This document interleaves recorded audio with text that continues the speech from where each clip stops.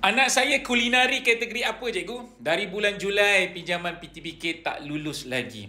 Inilah kesan daripada keputusan pihak pembiayaan kewangan berkaitan dengan meletakkan kategori pengelasan bidang-bidang program yang ditawarkan oleh Institut Latihan Kemahiran Swasta. Boleh katakan bukan sahaja pusat bertauliah terkesan, pelajar-pelajar di kalangan B40 pun terkesan. So, untuk menjawab persoalan ini, adik-adik kita yang ambil kulinari, kod bidangnya adalah I551. I551, bidang ini diletakkan di kategori C dan juga ada juga di kategori D.